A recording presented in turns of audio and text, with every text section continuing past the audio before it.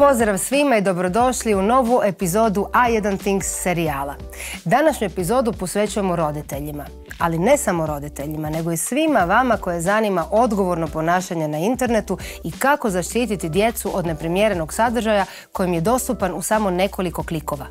Zato smo u goste pozvali poznatu glumicu Dariju Lorenci, da s njom malo popričamo na ovu temu. Darija, dobro nam došla u studio. Dobar dan.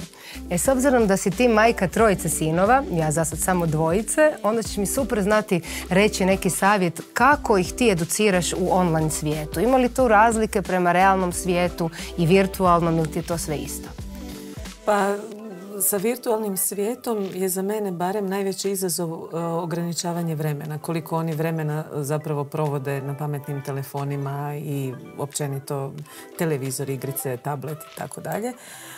Pogotovo kako oni rastu dok su mlađi. Naravno, nikad nisu sami doma, a oni sad već lagano 3. razred znaju biti i sami doma. Naravno, imamo neki dogovor i računam da se oni tog dogovora drže, ali dakle, dok su bili mlađi, ja bi navila sat na šporetu, pola sata igrice, to je to, svi čujemo, sve zvoni, ja sam tu da to sprovedem, ali Sad su se modernizirali. Tako i sad budu naravno sami doma i onda, mislim, djeca su ipak još uvijek i njima pola sata može proletiti ovako, mislim, vrlo lako se izgube u tom vremenu. I kako sad sam imala suradnju sa A1, uglavnom saznala sam za tu novu aplikaciju koja me zapravo oduševila, jer zbilja pruža roditelju osjećaj sigurnosti uz provedbu tih nekih odluka i dogovora koje smo dogovorili zajednički, ali na ovaj način zbilja mogu biti sigurno to da će to vrijeme koje smo dogovorili se ispoštovati. Evo, tako da mislim da je to baš odlična stvar. To stvarno sve super zvuči, napokon postignut konsenzus između djeteta i roditelja. Međutim, kako to sve funkcionira u praksi? Je li to komplicirano? Ne, neko sam ja shvatila. Znači, prvo se zatraži aktivacija aplikacije, iza toga dobije se poruka s linkom za aktivaciju i instalira se aplikacija. Instaliraš na svoj mobitel i onda instaliraš na djetet. Ovako dijete ima više uređaja, tablet, mobitel, kompjuter, to se može sve povezati. Znači aplikacija vrijedi za sve uređaje koje dijete koristi.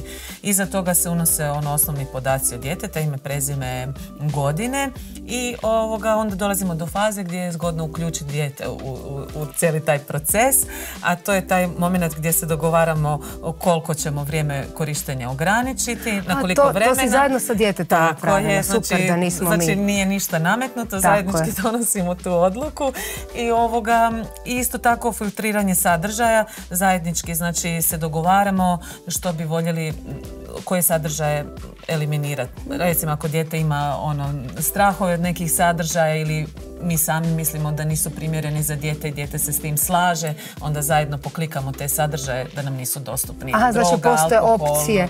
Nasilje, rat, tako je. Opcije koje se poklikaju. Onda stikliraš i onda zajedno s djetetom doneseš odluku što da vidiš. Tako, i onda zbilja ne moraš na svaki klik koji je dijete napravilo skakati, gledati joj, šta si to sad pustio, to nemoj i tako. A i dijete se osjeća sigurnije da je na neki način sprovedena neka zaštita. Ako su sami doma, nisu znači toj frci da će nabasati na nešto što je primjereno i što će ih preplašiti.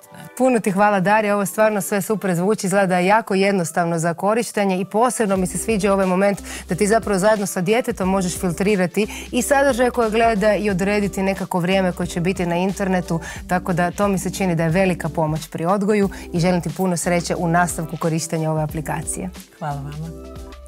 Dragi gledatelji, u ovoj epizodi A1 Things serijala razgovarali smo o filtriranju sadržaja za djecu i odgovornom ponašanju na internetu, a o svim drugim čudima tehnologije pričat ćemo u našim sljedećim epizodama. Vidimo se svakako.